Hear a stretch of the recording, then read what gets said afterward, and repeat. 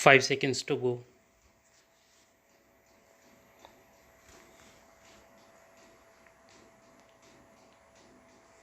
Start.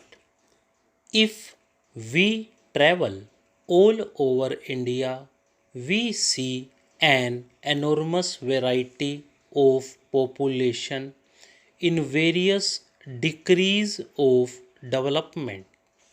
We see many cultural, political, social, and economic disparities. We want to put an end to these disparities and inequalities. But remember, there is a limit to the amount of compulsion that we can exercise apart from the desirability of compulsion. We have to go by consent, not everybody's consent, but the consent of the community as a whole. Apart from this factor, so far as our country is concerned, we have followed a policy in our political field which is somewhat unique. In our political struggle, by and large, we have adopted peaceful methods. An example is the way we put an end to the princely order in this country. We paid for it. But remember this, what we paid for it, however heavy, was very little compared with the cost of a conflict. In economic field, similarly, we want to do away with classes but by the method of winning over people.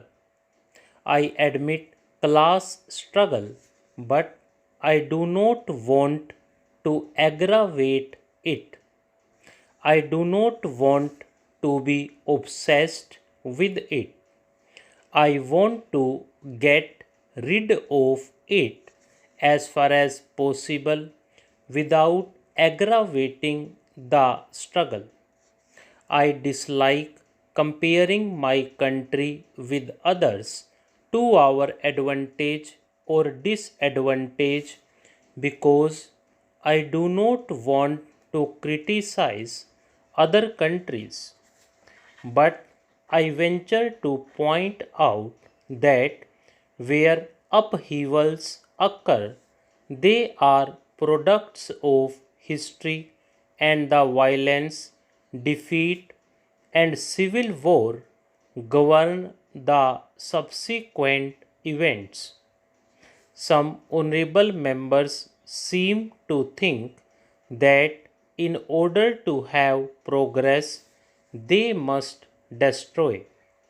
They think that by increasing the conflict and bitterness, they can have a clean slate to write upon. No country has ever had a clean slate to write upon, not even after the biggest of revolutions.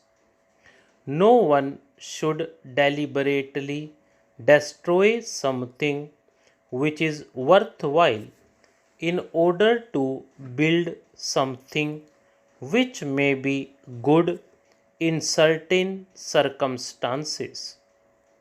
I am prepared to compare what has been done in India in the last few years with what has been achieved in any other country.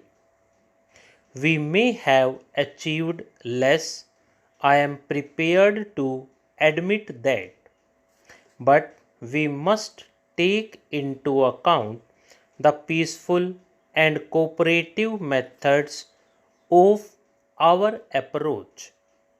You may say that even taking this peaceful cooperative method of approach, we might have gone faster. But I am not sure. The word democracy, I know, can mean many things, but I am talking of what is called parliamentary democracy. There are other methods which may equally be democratic but which are different. Why have we chosen parliamentary democracy? Because we think that in the long run it produces the best results. If we come to the conclusion that it does not produce the best results, well, we change it obviously because we want results. What are the results we are aiming at? National well being and the happiness of the millions and millions of our people.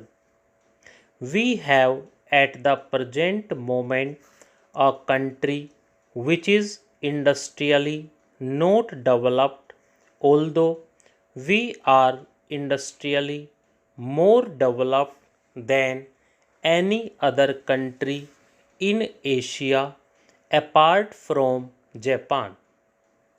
I am not at the moment taking into consideration the Soviet regions of Asia. Apart from these two exceptions, India is industrially better developed than any country, certainly more than China. Nevertheless, we are an underdeveloped country. Our standard of living is low. We have got to raise that, and in raising that, we have got to find employment for all our people.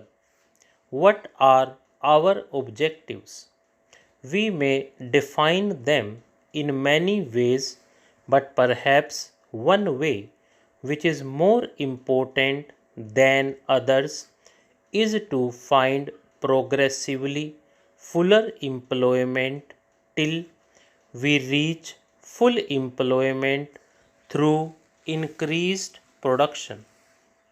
You may also say that greater production ought to imply better distribution. If that is our approach, how are we to do it in this very complicated situation that we are in, with an underdeveloped economy and with very little surplus to invest? We cannot compare our problems with those of the industrialized West because they have had centuries, or at any rate generations of growth. We cannot compare ourselves with Soviet Russia. The only country which, in a sense, is comparable is China, which also has a vast population, unemployment, very low standards, and underdevelopment of industries. Therefore, it is conceivable that as they achieve progress according to their ways, we may be able to learn something from them. But China has passed through 40 years of civil war and international war. We had fortunately a peaceful transfer of power in this country with a running machine. A running machine has its advantages and disadvantages. I prefer the advantages. The disadvantage may be that you are tied up with certain processes which take time to change. Advantages are obvious that you do not destroy and start from scratch. We started at a higher level, as I said, compared to most countries in Asia. This has led to stability, political, economic, and social, which shall help growth.